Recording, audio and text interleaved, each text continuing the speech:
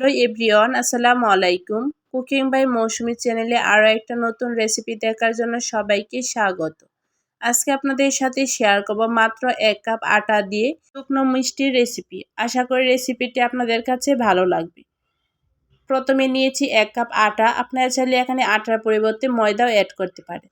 দিয়ে দেব সামান্য পরিমাণে লবণ আর দিয়ে দেব 1 টিস্পুন চিনি। এখন দিয়ে দেব 1 চামচ রান্নার রেগুলার তেল।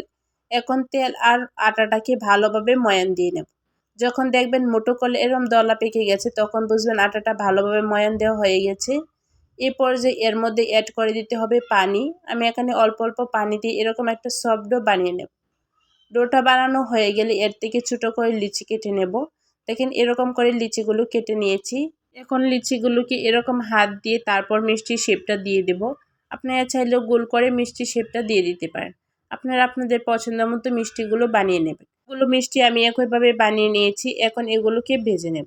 চুলায় আগে থেকে তেল বসিয়ে রেখেছি। তেলটা যখন এরকম গরম হয়ে যাবে এই পর্যায়ে একে একে মিষ্টিগুলো দিয়ে দিতে হবে। সবগুলো মিষ্টি দেওয়া হয়ে গেছে। এখন মিডিয়াম আঁচে রেখে তারপর মিষ্টিগুলোকে ভেজে নিতে হবে। এ পর্যায়ে একটু নাড়াচাড়া দিয়ে দিবেন, তাহলে দেখবেন সব দিকে সমানভাবে কালার আসবে। তা না হলে দেখবেন মিষ্টির এক পাশে কালার চলে আসছে আর অন্য পাশে কালার আসছে না। মিডিয়াম আঁচে রেখে মিষ্টিগুলোকে উল্টিয়ে পাল্টিয়ে ভেজে নিতে হবে। যখন মিষ্টিগুলোর গায়ে এরকম ব্রাউন কালার চলে আসবে এ পর্যায়ে মিষ্টিগুলোকে নামিয়ে নিতে হবে। সবগুলো মিষ্টি চুলা থেকে নামিয়ে মিষ্টিগুলোকে ভালোভাবে ঠান্ডা করে নিতে হবে।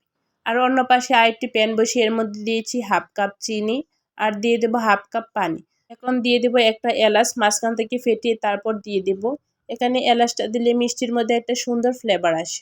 এখন শিরাটা তৈরি করে নেব। দেখেন শিরার মধ্যে কিন্তু বলক চলে আসছে। যখন ভালোভাবে বলক চলে আসবে এ পর্যায়ে মিষ্টিগুলোকে দিয়ে দিতে হবে। আর এই পর্যায়ে মিষ্টিগুলো ভালোভাবে ঠান্ডা হয়ে গেছে। ভালোভাবে মিষ্টিগুলোকে ঠান্ডা করে তারপর মিষ্টিগুলো শিরার মধ্যে দিতে হবে। শিরার মধ্যে মিষ্টিগুলো দেওয়া হয়ে গেলে এখন জাল করে নেব 3 থেকে 4 মিনিটের মতো।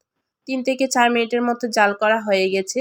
এ পর্যায়ে মিষ্টিগুলোকে চুলা থেকে নামিয়ে নেব। চুলা থেকে নামিয়ে আপনারা ঠান্ডা করে মিষ্টিগুলো পরিবেশন করবেন, তাহলে দেখবেন মিষ্টিগুলোর উপরে একটা সুন্দর একটা সাদা ভাব চলে আসছে আর মিষ্টিগুলো দেখতেও সুন্দর লাগবে। আমি কিন্তু আপনার গরম গরম দেখিয়ে দিচ্ছি, তার জন্য এরকম হয়েছে। আপনারা একটু ঠান্ডা করে নেবেন, তাহলে মিষ্টিগুলো উপরে দেখতে খুব ভালো লাগবে। শুকনো মিষ্টির রেসিপিটি আপনাদের কাছে কেমন লেগেছে কমেন্ট করে জানাতে ভুলবেন না।